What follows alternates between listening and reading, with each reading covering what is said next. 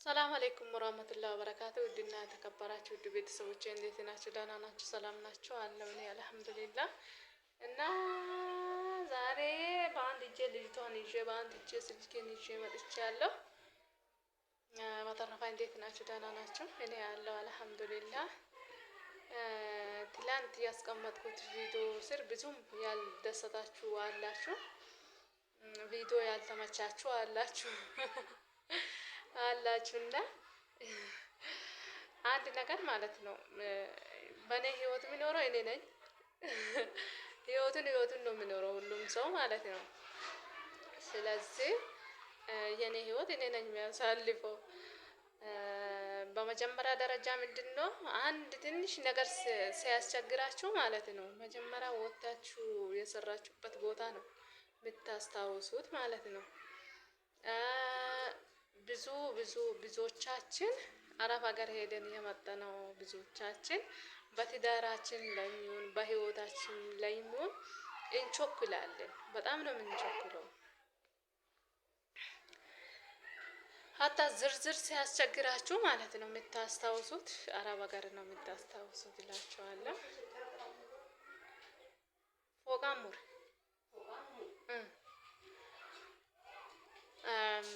ትንሽ ነገር ሲያስቸግራችሁ እንትን ነው አረብ ሀገር ነው የምታስታውሱት ያለው ነገር ነው። በቃ ሰብር የለንም፣ በአጠቃላይ ሰብር የለንም። እኔ አሁን በግሌ ሰብር የለኝም፣ ምንም ሰብር የለኝም። ተናዳጅ ነኝ። በጣም ነው የምናደደው፣ በጣም ነው የምነጫነጨው። ስለዚህ ቶሎ ነው የሚወስነው በህይወቴ ላይ የሚሆን በቃ በኑሮዬ ላይ የሚሆን ቶሎ እርምጃ ነው የሚወስደው። መሄድ ከሆነ መሄድ፣ መቅራት ከሆነ መቅራት ነው።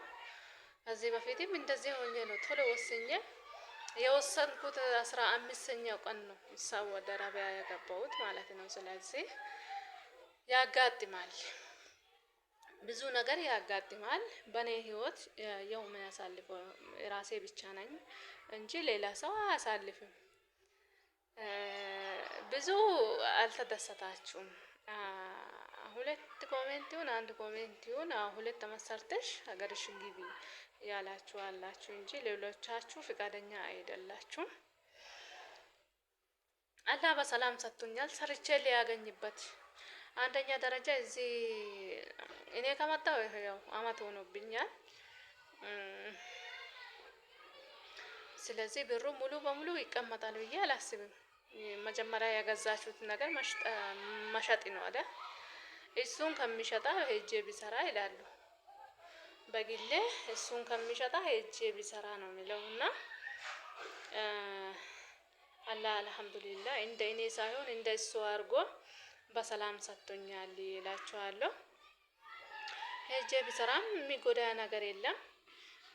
ቀርቼ ልጆችን ቢያሳድግ ይጠቅመኛል፣ ግን ለልጆቹ ይጠቅማል። ከዚህ በፊት ጥዬ ሲሄድ ልጆቹ በጣም ተጎድተዋል። ስለዚህ እርምጃ የሚወስደው እኔ ምንድነው በቃ ምኞቴ ሁሉ አረብ ሀገር ቢሄድ ይላሉ። እዛ ከሄድኩ ማለት ነው ኢትዮጵያ ሂጂ ነው የሚለኝ። ቶሎ ብለሽ ኢትዮጵያ ግቢ ይለኛል። እዚህ ከመጣሁ ደግሞ አረብ ሀገር ሂጂ ይለኛል። ስለዚህ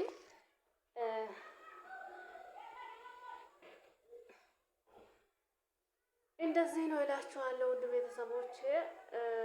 ኢንሻአላህ እናያለን። አላህ ያላ ነው የሚሆነው። ርዝቅ ከአላህ ነው። አፌ እየደረቀ ነው፣ ከንፈሬ እየደረቀ ነው። ርዝቅ ከአላህ ነው። ተስፋ አልቆርጥም ኢንሻአላህ። ግን ሰበቡን ማድረስ አለብኝ እላለሁ። እስቲ እናያለን። ዱአ አድርጉ፣ መጀመሪያ ዱአ አድርጉ። ትላንት አይደለም እንደ የወለድሽው ያላችሁም አላችሁ። አልሐምዱሊላህ አላህ በሰላም ስለሰጠኝ አይደል። በዛ መሀል ሌላ ነገር ሙሲባ ቢደርስብኝ እንደዚህ አትሉ። በሰላም ስለሰጠኝ አልሐምዱሊላህ ነው። ሄጄ መስራት እችላለሁ፣ እዚህም ሆኜ መስራትም እችላለሁ። ምንድነው ችግሩ? እዚህ ጋር የብር መጠን ይፈልጋል። አንድ ንግድ ወይም ቡቲክ ከፍታለሁ ወይም መጠነኛ መካከለኛ የሸቀጣ ሸቀጥ ሱቅ ከፍታለሁ ካላችሁ ብር ይፈልጋል። ገዝታችሁ ያስቀመጣችሁትን ነገር ከምትሸጡ ሄዳችሁ ብትሰሩ ይላሉ። ግን ትርፍ ነገር ካላችሁ ባትሄዱ ይላሉ። በሁለት ፈረስም እጋልባለሁ በአንዱ። አይ እንደዚህ ነው እላችኋለሁ። ልክ ነው። እኔ ተመልሼ አረብ ሀገር ሄዳለሁ ብዬ አይደለም የመጣሁት። ሪስክ ካላህ ነው ብዬ ነው የመጣሁት። አልሐምዱሊላህ ሪስክ ካላህ ነው። ልጅ የሰጠ አላህ ሪስኩን አይከለክልም። ልጅ የሚወለደው ሪስኩን ይዞ ነው። ሰጪ ደግሞ አላህ ነው። የኛ ነፍሳችን ጎዶሎ ናት እንጂ ሰጪ አላህ ነው። ኢንሻአላህ ነገም ተነገ ወዲያ ይሰጣል ብዬ ዱአ አረጋለሁ፣ ተስፋም አረጋለሁ።